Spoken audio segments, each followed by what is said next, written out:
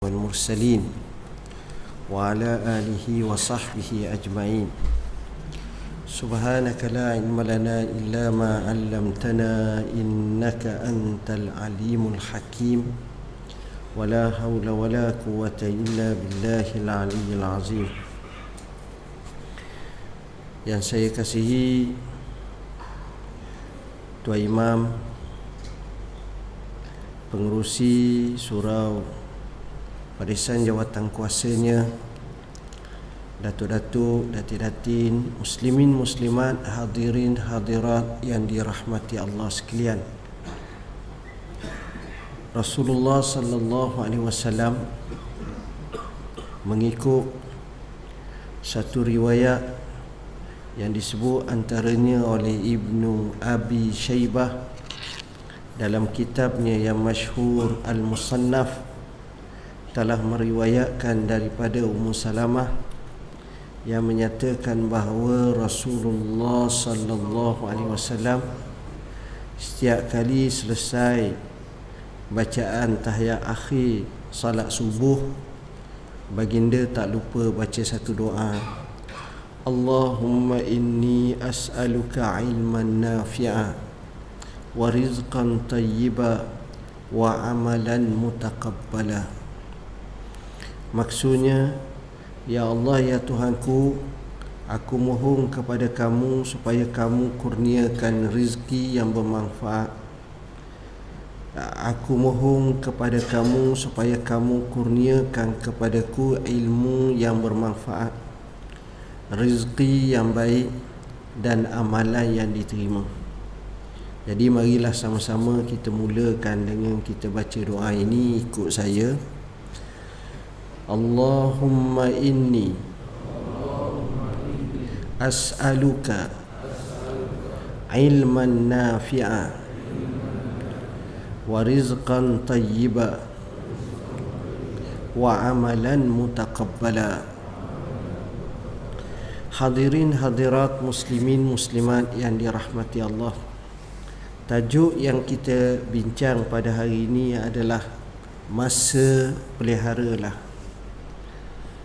Rasulullah sallallahu alaihi wasallam dalam sebuah hadis yang sahih yang diriwayatkan oleh Al-Imam Al-Bukhari dan lain lagi telah bersabda, ni'matani maghbunun fihima kasirun indan nas, as-sihhatu wal faghar. Mafhumnya ialah ada dua nikmat kebanyakan manusia terpedaya, terabai, atau kita kata terleka. Ada dua nikmat manusia kebanyakannya terleka dan terabai. Maksud terleka dan terabai, peluang yang ada pada nikmat tersebut dibiarkan berlalu tanpa diisi untuk dimanfaatkan, sama ada dari segi agamanya atau sama ada dari segi dunianya atau dari segi apa-apa yang membawa kepada manfaat dalam mentahqiqkan ubudiyah dan kehambaan kepada Allah Ta'ala. Dua nikmat ini, yang pertama disebut sebagai as-sihhatu wal faghar, iaitu nikmat kesihatan, dan yang kedua nikmat masa lapang. Nikmat kesihatan ini, tuan-tuan, tidak pernah atau amat kurang dihargai oleh manusia, kecuali selepas manusia menerima sakit, uzur dan seumpamanya. Pada masa itulah baru dirasakan bahawa nikmat kesihatan ini sudah tiada dalam kamus kehidupannya. Contoh, seorang yang hidupnya senang, dari sudut makannya okey, bukan orang lain lah, saya pun termasuklah. Contohnya kita ni dikatakan ada kecil mani, tapi kita kalau bak makan kita tak berpantang. Cuma kita tak lawan doktor je. Bila setiap kali kencing manis doktor cek naik, marah, kita senyap je lah. Tak pernah orang bergocoh dengan doktor. Tak ada setakat ni. Jadi takdir Allah wal'iyazubillah, kena potong kaki atau kena potong peha kerana teruk sangat. Tuan-tuan dan puan-puan yang dirahmati Allah, sudah potong, sudah jaga tu, orang itu akan tengok kepada tunggu peha yang ada. Kaki yang ada tu 1000 kali sehari tengok kat tu. Tengok hak tak ada, hak ada tak tengok. Pada masa itulah dia baru fikir, untung aku masa sihat. Nak ke masjid, nak ke surau, nak berjalan, semua sekali tu tak payah, mudah sangat. Game mari mudah, nak ke mana. Sekarang tu tuan-tuan, ialah umur dia 55 tahun, nak adjustment dengan satu kaki dalam keadaan banyak pantang larang dan banyak perkara yang tak dibenarkan. Masa tu nak buat macam mana? Masa tu dia kata, Allah, nikmatnya sihat. Doktor terus beri warning kat dia, hang tak boleh makan ni, tak boleh minum ni, tak macam-macam lah. Masa tu wajib ikut lah, bukan sunat dah ikut. Di bawah seliaannya. Di sini tuan-tuan, apa yang dapat kita fahami, masa kita sihat, kita hanya kata relax, berada, gitu je, tak kisah. Tapi bila keadaan macam tu, kita fikir. Orang duk katil hospital, apa benda yang dia mikir? Apakah dia mikir kalau aku sihat nanti aku nak pergi tengok wayang? Tak ada. Lama dah aku tak pergi surau Bukit Mulia. Nak pergi. Dia akan sebut hak baik-baik, dia akan sebut hak taat-taat, hak patut-patut yang boleh dia buat. Dia akan fikir macam tu. Inilah nikmat sihat. Sebab itu dalam hadis yang lain Rasulullah SAW menyebut yaqtanim khamsan qabla khamsin. Salah satunya wasihataka qabla maradika. Masa sihatmu sebelum datang sakitmu. Sakit habis tuan-tuan. Jadi ambillah peluang masa kita sihat ni, kita datang masjid, kita datang surau, kita abdikan diri kepada Allah. Dan cara ni adalah cara terbaik. Masa sakit payah, letih, kita menanggung kesakitan, nak pergi ke masjid tak mampu dah. Dan yang kedua, yang ini menjadi tajuk kita, ialah wa fagharaka qabla syughlika. Masa lapang kamu sebelum kamu sibuk. Tuan-tuan, kita ni ada masa lapang. Dan masa lapang itu biasanya kita kurang appreciate dan kurang menghargainya. Masa lapang kita, yang kita harganya masa kita sedang sibuk. Saya ambil contoh. Bila mana kita sekolah rendah, sekolah menengah, hatta kita di universiti, bila sekolah rendah, kita ada waktu yang mana banyak masa lapang. Sekolah menengah, kita ada waktu banyak masa lapang. Kita di universiti, kita ada waktu banyak masa lapang. Cuma perjalanan kehidupan ketika itu berbeza dari satu tahap kepada satu tahap. Minat, tugasan, kewajipan, kerja yang mesti diselesaikan berbeza dari satu tahap kepada satu tahap. Tapi masih ada lagi waktu lapang. Kemudian dari satu fasa kepada fasa kehidupan kita, ghalibnya menambahkan lagi kesibukan. Sampailah kepada kita bekerja, ditambah dengan berkahwin, dengan kurnia Allah dikurniakan anak daripada seorang sampai 5 orang, maka di situ kita akan rasa masa yang kita punya 24 jam makin sempit, sedangkan tetap 24 jam.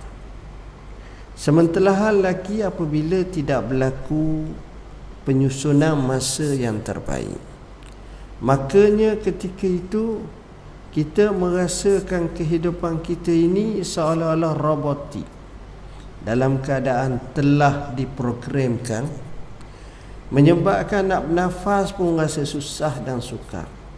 Nak mencuri sejuzuk daripada masa yang sepatutnya kita programkan diri kita amat sukar. Jadi pada masa itu, satu bab dalam Islam yang cukup penting namanya keberkatan masa. Ibn Athaillah Sakandari rahimahullah juga menyebut dalam hikamnya berkenaan dengan keberkatan masa. Keberkatan masa yang disebut sebagai barakatul hayah, umurnya pendek tapi kesannya besar. Tapi orang yang tak ada berkat masa, boleh jadi umurnya panjang, maka bila matinya dia, tiada apa-apa dalam episod hidup dia. Saya contoh beberapa contoh sepintah lalu. Antaranya Umar ibn Abdul Aziz, lahir tahun 61 Hijrah, meninggal sekitar tahun 101 Hijrah. Artinya mati umurnya 41-42 tahun. Muda sangat. Menaiki takhta menjadi khalifah pada 99 Hijrah dan mati diracun di Ma'arratun Nu'man, Idlib pada tahun 101 Hijrah oleh tukang masaknya sendiri. Mati. Artinya pemerintahannya 2 tahun. Dan kalau lajak pun 2 tahun setengah.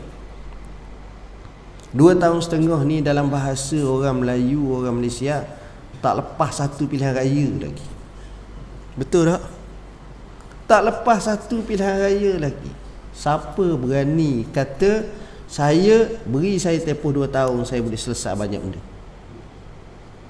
Tapi Umar bin Abdul Aziz, kerana berkat masa dia, 2 tahun sahaja, tuan-tuan tahu apa yang dia lakukan.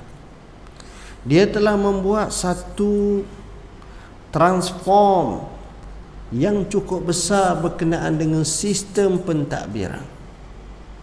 Dia mengemaskinikan sistem keuangan negara. Dia meletakkan berkenaan dengan kaedah-kaedah kepimpinan dan pentadbiran yang sifatnya good governance yang diperakukan oleh Ibn Khaldun yang datang hampir 700 tahun selepas itu.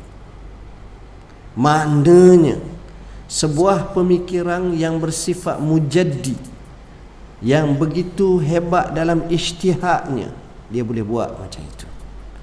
Dia telah menyantuni para dakwah dan muhaddis. Dia antara yang menyebabkan tersusunnya kitab-kitab hadis. Dia yang menghantar juru bicara Islam, pendakwah, kepada pelusuk-pelusuk dunia yang jauh, yang dielaungkannya dibuat dengan begitu teliti. Zamannya dikatakan payah nak cari orang nak terima zakat. Harta jenuh, melempah ruah. Dan zaman Umar bin Abdul Aziz, kita tengok rakyatnya begitu cintakan masjid dan begitu cintakan surau, sehingga pernah seorang khalifah Abbasiyah bernama Abu Ja'far Al-Mansur telah bertemu dengan seorang mufassir Islami yang terkemuka pada zamannya di kalangan tabi'in atau tabi'in tabi'in yang bernama Muqatil bin Sulaiman. Muqatil ni jenis orang laser mulut tuan-tuan, jangan main. Ulama beken sangat orang. Jadi Abu Ja'far ni cerdik. Abu Ja'far kata, kalau aku biar dia ceramah aku, banyak aku kenanya. Jadi dia faham. Dengan high diplomasi dia, dia pun berkata kepada tuan guru ini, wahai Syekh, boleh tak Syekh nasihat kami sikit pada pagi ni, pada waktu ini? Maka Muqatil berkata, nak nasihat apa yang pernah saya dengar atau apa yang pernah saya lihat? Maka khalifah ni berkata, kalau boleh apa yang tuan guru pernah lihat, kerana itu pengalaman yang cukup membekas di hati seseorang.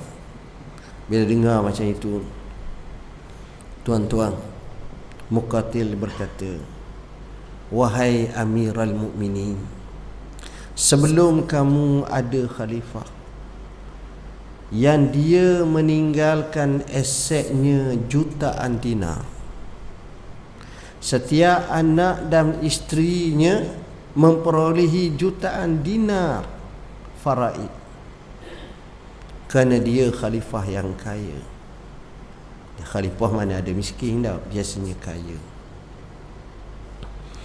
Dan aku juga berkesempatan hidup di zaman Umar ibn Abdul Aziz yang datang selepas itu. Umar bin Abdul Aziz, bila mana dia meninggal dunia, ada riwayat menyatakan dia tinggal lebih kurang dalam 17 dinar sahaja. Ada kata setiap anak isterinya hanya mampu memperolehi 1 dinar setengah. Ada kata kurang daripada 2 dinar atau 3 dinar. Sikit sangat. Tak pernah berlaku dalam sejarah Islam. Bukan orang biasa, bukan khalifah, orang biasa pun tak ada yang tinggal macam tu. Inilah Umar bin Abdul Aziz. Anaknya ramai. Kata ulama ini, hanya selepas beberapa ketika, mungkin setahun, mungkin sebulan 2, aku tengok anak khalifah yang ditinggalkan harta pusaka jutaan setiap orang. Aku tengok sebahagian anak-anak mereka, anak-anaknya berada di tepi jalan meminta-minta sedekah. Aset jutaan itu berakhir dengan habis semua minta sedekah. Dan aku tengok depan mata aku sendiri anak-anak Umar ibn Abdul Aziz yang hanya dapat beberapa dinar atau dirham daripada pesaka abahnya itu, sedang bagi duit kepada orang ramai. Allah terbalikkan. Hak asalnya kaya raya menjadi peminta sedekah tegar. Hak asalnya sesederhana mungkin, akhirnya menjadi hartawan, jutawan dan dermawan yang hebat. Allah boleh buat. Bila dengar macam itu, insaflah tuan-tuan. Tuan-tuan dan puan-puan yang dirahmati Allah, dalam Al-Quranul Karim, bila kita tengok Allah banyak bersumpah. Ada masa Allah bersumpah dengan masa, ada juga Allah bersumpah dengan benda, ada Allah bersumpah dengan tempat. Maka kita tengok Allah bila bersumpah, paling banyak Allah bersumpah dengan masa. sama ada secara khusus atau secara umum. Allah juga bersumpah dengan yang menggerakkan masa, seperti matahari dan bulan. Allah bersumpah dengan malam dan siang. Allah bersumpah dengan waktu duha. Allah bersumpah dengan waktu fajar. Maka bila mana Allah banyak bersumpah dengan masa, artinya kemasaan itu adalah amat penting. Sebab itu Al-Imam Syafi'i rahimahullahu ta'ala pernah berkata, aku belajar daripada ahli tasawuf dua kalimah, dua ibarat. Ibarat yang pertama, al-waktu kasayfi illam taqta'hu qata'aka. Waktu ibarat mata pedang, kalau kamu tak pancungnya maka dia akan memenggal leher kamu. Maksudnya ialah kita berada di medan perang, kita diberi sebilah pedang, musuh kita ada sebilah pedang. Kemudian pedang kita ini kita boleh ada peluang untuk pancung musuh kita, tapi kita kata biarlah, relax berada, letak-letak dulu. Masa itulah kepala kita terpenggal. Artinya dalam bahasa yang mudah, ibarat ahli tasawuf ini memaknakan bahawa masa itu adalah kehidupan. Masa tu maknanya hidup, tu pentingnya masa. Dan yang kedua aku belajar daripada ahli tasawuf menyebut, an-nafsu illam tushghiluka.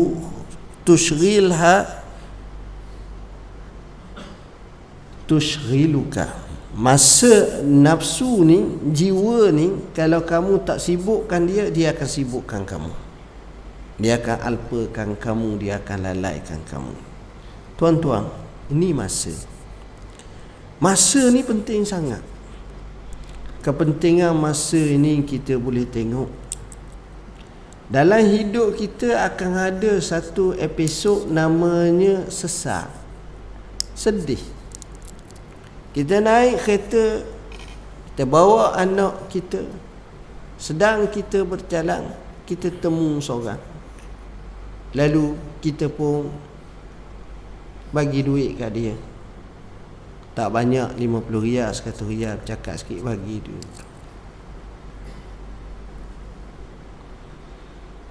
Anak kita tanya, "Bah, kenapa abah bagi duit kat dia?" Kita pun kata, "Tu kawan abah lama. Nasib tak menyebelahinya, belajar tak habis. Akhirnya kerja pun tak ke mana, banyak penganggur. Abah dengar anak dia sampai 8 orang, susah. Abah bagi kat dia." Apa perasaan anak kita? Apa perasaan yang ada dalam kereta bersama kita? Dia akan kata kesian. Kita berjalan lagi, naik kereta, temu pula seorang. Orang ni peluk kita, baik, gini, pakar semak. Kita naik kereta Myvi, dia naik CRV, kan lain dah. Kita kereta biasa, dia Bentley, lain macam. Cara tu bukan jenis berhutang lah, kaya sungguh ni. Gah. Anak kita tengok kita hormat sangat. Kawan kita ni pula jenis baik, letak pula dalam poket kita, tak banyak, sekadar 5,000 riyal je, kejut lagi. Apa yang kita kata pada anak kita? Itu kawan abah, dia tu orang hebat. Masa kecil hari tu, masa belajar tu kaki baca. Sebab itu dia menjadi accountant, chartered, penasihat bank dunia, contohnya World Bank. Batu hebat sangat. Maknanya kita nak rayak kepada anak kita, sesat abah dulu dak belajar sungguh. Abah belajar juga, okey dah. Dah jadi cikgu dah, jadi guru dah, dapat guru besar dah, nak masuk jusasi dah, okey lah kata orang. Tapi bila kita tengok macam tu, kita kata oh jauh beza. Tuan-tuan dan puan-puan yang dirahmati Allah, moral story-nya, orang hebat pun rasa sesah. Bayangkan orang yang tak hebat, orang yang biasa, sebab masa. Cuma para ulama tak setuju dengan pandangan menyatakan masa itu emas. Kerana apa? Kerana emas tu boleh dibeli, sedangkan masa kita tak boleh nak beli. Ini masa, tuan-tuan. Jadi bila kita tahu tentang masa, kita cuba tengok hidup kita. Saya bertemu cerita lama lah. Masuk ke sebuah universiti Malaysia kita, ikut kawan. Dia nak hantar apa benda kepada seorang doktor atau profesor matematik. Nak masuk ke pintu pejabat dia tu, dia tulis matematiklah kamu sebelum kamu dimatematikkan. Lalu dia buat satu conggokan. Kalau umur kita 60 tahun, kita tidur 30 tahun. Separuh umur kita tidur. Ni tak masuk tidur dalam majlis ni lagi, tambah lagi ya. 30, separuh umur kita tidur. Kita duduk dalam tandas 12 tahun. 1/5 umur kita. Betul tuan-tuan. Sikit-sikit. Ada tak sekarang ni orang buat surau, buat comel-comel, buat masjid comel-comel, buat pejabat comel-comel, tak ada tanda? Ada tak? Tak ada. JKA nak luluh tu okey semua, tengok tandas tak ada, dah luluh, aku nak pergi tandas payah je. Kena 12 tahun duduk dalam tandas. Kita mandi, kita buang air besar, kita buang air kecil, kita nak basuh muka, kadang-kadang setengah tu pula capur pula nak pergi ambil wuduk, sebagai contohnya. Berapa banyak kita perlu tandas?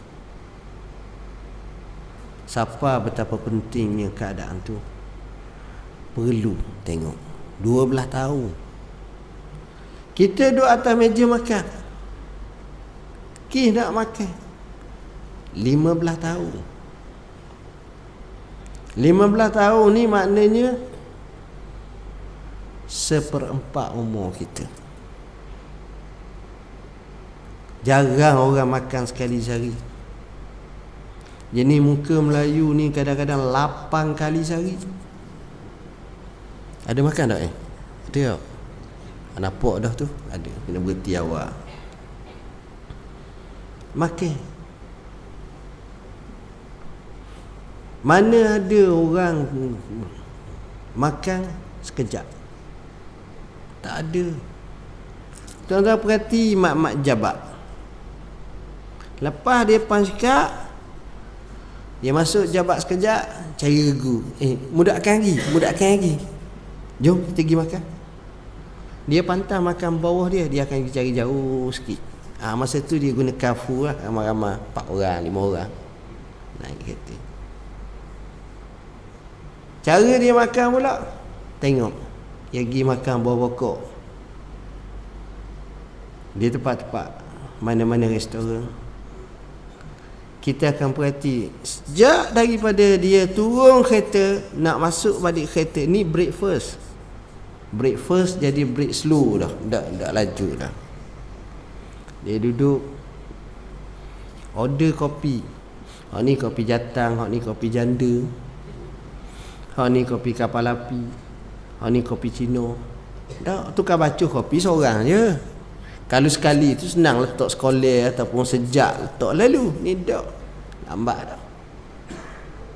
Bila order roti canai, roti telur, lain pula. Hak ni nak double, hak ni nak banji, hak ni nak 2 roti telur letak atas tu dia. Macam-macam. Jadi hak tukang tu kena buat pula. Menyambil-nyambil tu buat dulu. Kena tajuk topik yang sedap. PRK Port Dickson pula, panjang pula cakap. Jadi akhirnya tuan-tuan, hanya makan pagi saja kita ambil masa paling cepat pun setengah jam, dan kadang-kadang lajak sejam. Habis masa. Itu kita nak bincang bab lain lagi. Kita konsisten semayang kalau lebih kurang 5 minit apa, lebih kurang dalam setahun setengah je. Maka itulah nilai masa. Yang itulah yang kita bawa bekalan menuju akhirat kita. Jadi akhirnya masa kita amat sikit. Apa yang kita nak buat dengan masa? Kita tak tahu. Jadi kita berjalan biasa ini. Sebab itu cerdik pandai kata, berjayanya seseorang apabila dia ada memiliki 2 sifat ini. Pertama, time management. Time management. Apa makna time management? Cara susun masa. Kena bijak. Kena bijak. Orang yang hebat sebulan nak buat tu, susun dah masa. Seminggu susun. Esok ada dah rancangan. Dia tak bangun esok, tak tahu apa benda nak buat dah. Ada dah satu. Orang ni. Bini dia kata ni, dia pun masuk celah ni, ni. Dan kaedah menyambil itu menyebabkan banyak selesai masalah. Sekali pergi je, sepelaluang je, kata orang Perak. Hak ni selesai, nak tak minyak, nak bayar, nak ambil touch and go, nak bayar bil, nak ni, ataupun nak temu orang ni, nak drop sini, nak ni, balik selesai banyak. Dia cepat sebab dia merancang masa. Time management adalah penting. Time management. Kalau berterabur kerja, banyak dah selesai. Dr. Sadler, seorang kaunselor yang hebat, satu hari kata dia datang seorang nak minta dia mengkaunselingkan orang ni. Masuk duduk, ni cerita tahun 70-an ataupun 80-an. Duduk. Bila duduk ni, kawan tu pun nak buka mulut nak bercakap, bunyi handset, bunyi telefon meja. Dulu tak ada handset sangat lagi. Dia pun pergi jawab, okey, kita selesaikan. Dia selesai. Masuk, bunyi lagi, dia jawab, okey, kita hantar telegram. Dia pun hantar. 2-3 kali okey dia jawab. Akhir sekali dia kata kepada klien dia ni, apa ni tuan, saya akan settle masalah tuan sekarang. Apa dia tuan? Orang ni bila dah kena 2-3 kali macam tu, dia jawab apa? Tuan doktor, masalah saya sudah selesai. Masalah saya sudah selesai. Tuan doktor kata, biar betul. Mukaddimah tak lagi. Bukan nak cerita masalah, mukaddimah pun tak ada lagi, baru ada dah telefon ni. Selesai dah. Dah. Kalau selesai macam mana, cuma satu je. Apa dia? Boleh tak saya nak masuk dalam bilik tu tuan doktor? Bilik tempat kaunseling lain, bilik jabat dia, hak dia lain. Dia kata boleh. Dia pun masuk. Tunjuk. Kawan ni masuk, dia perhati, dia tengok. Okey, selesai tu, terima kasih. Dia bayarlah fee apa-apa, dia pun tu keluar. Dr. Sadler kata, selepas beberapa minggu ataupun Sekejap je lah, beberapa hari, mungkin beberapa minggu, orang yang sama telefon saya, "Tuan Doktor." "Ya." "Boleh tak Tuan Doktor, saya nak temu sekali lagi. Saya temu kata selesai dah tu." "Boleh. Tapi Tuan Doktor, saya tak mahu temu dekat dengan Tuan Doktor. Nak ajak minum kopi teh. Sebab nanti telefon pula tak selesai masalah." Orang cerdik kan. Jadi akhirnya hari kejadian bertemulah kedua-duanya. Dia pun tanya Tuan Doktor, "Tuan Doktor kenal saya siapa?" Tak kenal. Nak mukadimah pun tak ada baru ni. Jadi nak kenal kat mana? "Saya ni GM syarikat konglomerat yang terbesar di Amerika." "Oh. Bos. Big boss." "Big boss." "Saya nak cerita, kerana saya bos, saya ada bilik besar. Saya ada meja besar. Tapi fail saya banyak sangat. Akhirnya penuh meja. Oleh kerana saya bos, saya beli satu lagi meja, letak juga, penuh juga. Siapa beli juga satu lagi penuh, jadi saya pening. Bila penuh sangat, saya pening. Tiba-tiba saya fikir macam mana nak selesai. Saya pergi bertemu doktor. Saya tengok action doktor, cara tindakan doktor tu saya faham. Pertama, doktor bila jawab tu okey, boleh lalu. Kita Mutalib mula nanti dulu aku ada customer ni, aku ada klien ni. Tu cara kita. Tu cara malah.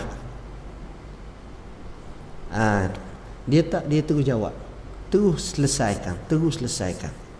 Tu cara orang cerdik, orang yang tak bertangguh masa.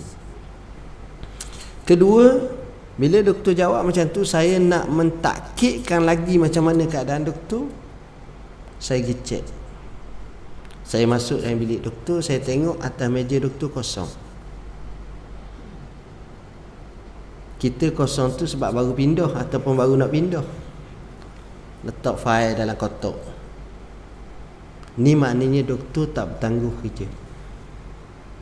Jadi poin utama yang saya dapat, jangan bertangguh. Lepas tu saya buat macam orang Jepun kata 5S tu, sisir, sapu, seumpamanya. Saya buat. Dan bila saya buat, meja-meja saya semua saya boleh bagi kawan-kawan saya. Hati saya tenang. Selesai kerja. Tak bertangguh. Time management. Sebenarnya cerita ni tak jauh daripada apa yang Nabi nasihat kepada seorang anak muda. Namanya Abdullah ibn Umar ibn Al-Khattab. Nabi pegang kedua bahu dia dan Nabi cakap ke muka dia. Nabi kata, "Kun fid dunya ka'annaka gharib au abiru sabin." Jadilah kamu di dunia ini seperti orang asing ataupun orang yang sedang musafir. Jadi Abdullah bin Umar memahami ucapan Nabi itu. Apa dia buat? Abdullah bin Umar, bila mana dia baca hadis ni yang Nabi bacakan kepadanya, dia akan bagi tahu kepada murid-muridnya, "Iza amsayta fala tantaziris sabah, wa iza asbahta fala tantaziril masa, wa khuz min sihatika limaradika wa min hayatika limautika." Kalau kamu waktu petang, jangan bertangguh waktu pagi. Macam mana kita duduk di Jabat, tengok jam pukul 4.55 petang, kita balik pukul 5, kita balik pukul 5. Contoh, tiba-tiba kerani kita mari beri kat kita satu beban getah. Contohnya nak saing tauliah ke apa ke, contohnya lah, contoh letak lebih kurang dalam 100 getah kena saing. Kita boleh buat dua pilihan. Sama ada kita kata si Pamula esok pagi esok kita saing esok. Itu cara bertangguh. Cara yang kedua, kita kata duduk, kita ambil pen, kita pun saing 1, 2, 3. Satu saing tu dan 1 saat, 2 saat. Maka kalau 2 saat kali dengan 100, maknanya 200 saat. Artinya sebelum pukul 5 siap dah. Sebelum pukul 5 siap dah. Tapi kita kata tak apa esok ah. Esok bini kata sakit perut. Dia tahu bini. Lari dah bajet. Orang nak ambil dah tauliah tu. Contohnya Tayar Pamcik. Zaman sekarang pula ada meeting namanya urgent. Kena ada semua. Urgent. Jadi tidakkah itu menyebabkan masa sudah lari? Kerana bertangguh. Jadi time management penting. Dalam Islam awal-awal lagi telah bincang isu ini. Dan yang kedua, biarlah kita hidup quality times. Kadang-kadang kita nampak quality ni maknanya kita bahagia hidup, bahagia, seronok hidup. Tak. Bukan semata-mata tu. Saya melihat bila sebut quality time maknanya berkat. Ada orang tu sibuk, tapi dia dengan bini dia, dengan anak dia bahagia. Walaupun sejuzuk kecil masanya sahaja yang dimiliki untuk dia dengan isteri anak dia. Walaupun sikit tapi quality times.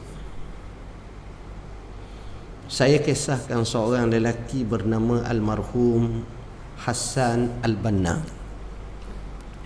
Meninggal dunia sekitar tahun 1948, ditembak. Orang Mesir. Dia ni minat sangat dakwah dan nak sebar Islam.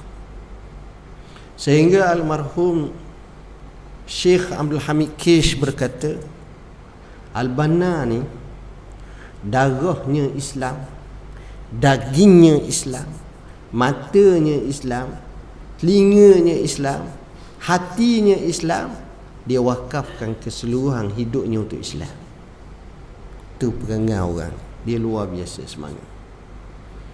Bayangkan dalam masa 4 tahun dia boleh pergi hampir 4,000 buah masjid. Saya congok setahun ada 360 hari. Maknanya sehari tu mungkin pergi 3-4 buah masjid untuk sebarkan dakwah dalam masa sekejap. Loba dia. Sibuk sehingga nak raya dengan bini dengan anak pun tak ada. Jangan buat tuan-tuan mengamuk. Syekh Abdullah Nasih Ulwan dalam kitabnya Tarbiyatul Aulad menyebut kisah.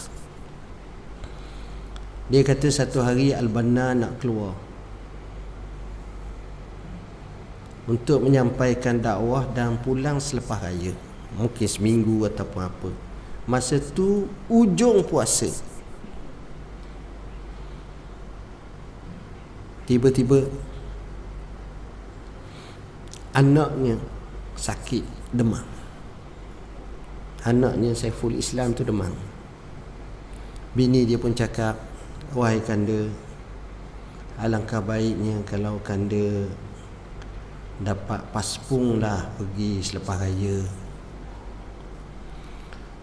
Kita boleh raya bersama. Dan anak kita ni tak berapa sihat. Mudah-mudahan bolehlah. Dia sambil-sambil dia lipat baju nak masuk dalam beg dia, dia cakap, saya berdoa pada Allah, mudah-mudahan anak kita ni Allah bagi sembuh. Dan jika sekiranya anak kita ditakdirkan mati, maka atuknya, mana ayah dia lah, kenal di mana kubur untuk digali. Ayah dia seorang ahli hadis terkemuka di Mesir.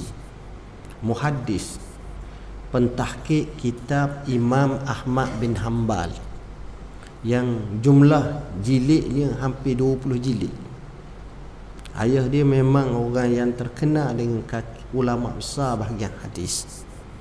Tapi cara dia bercakap macam tu. Maka dita'liq oleh para ulama, kalau sekadar kisah ini sahaja ditunjukkan kepada pendakwah, maka kita faham macam mana masa. Jadi dia masa dia terlalu tu. Masa mana dia ada? Hanya lewat malam. Anak perempuannya bernama Sana. Anak perempuan kata, abah aku kadang-kadang bila balik malam,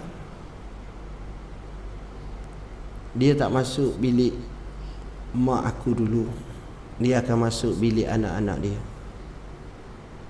Ni tengah malam ni, pukul 12 malam, pukul 1 malam dia masuk. Bila dia masuk bilik anak dia tu, dia tengok seorang-seorang anak dia. Dia duduk tepi katil anak dia tu, tepi muka anak dia tu. Dia betul gebar, dia gosok kepala anak-anak dia. Dia baca doa. Dia akan bercakap dengan anak dia. Anak dia sedar, dia buat sedar lah, maknanya macam kita lah kadang-kadang. Dia akan kata, wahai anakku, maafkan abah. Abah sangat sibuk untuk dakwah pada Allah dan sebagainya. Anak tu kesal. Anak dia berjaya semua, tuan-tuan. Hanya sejuzuk masa yang kecil, bukan 5 jam sehari duduk dengan anak. Mungkin 3 minit je. Sebab waktu tu kualiti. Tapi yang menjahannamkan waktu kita, kerana kita anak beranak boleh kumpul berjemaah tengok TV. Tu ada banyak. Apa cerita? Cerita Hindustan berapa kali tengok, tapi tak faham-faham pun bahasa Hindustan.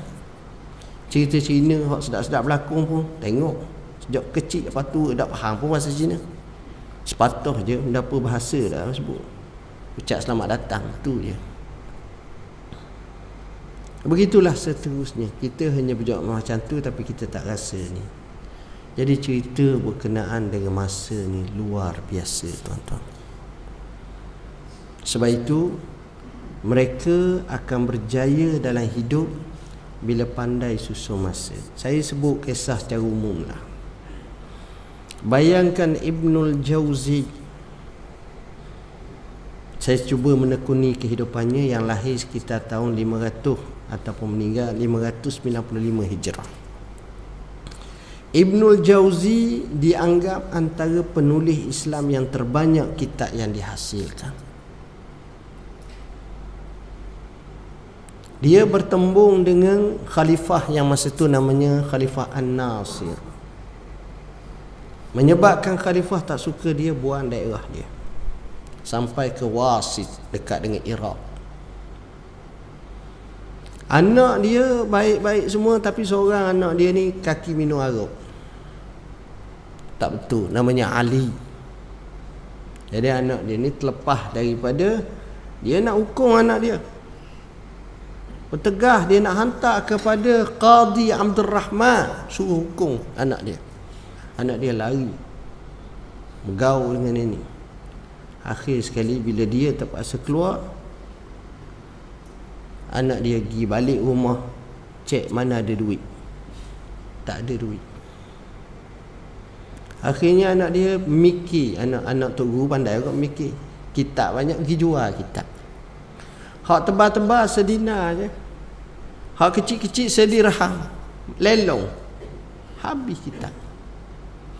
Bila abah dia dapat balik semula hasil daripada permintaan Salahuddin Al-Ayyubi, seorang panglima yang hebat, maka dia balik rumah, dia tengok, dia terkejut. Dia panggil anak dia yang lain 2 orang, dia saling balik ilmu yang dia karyakan. Akhirnya dia boleh siap dalam masa yang sekejap.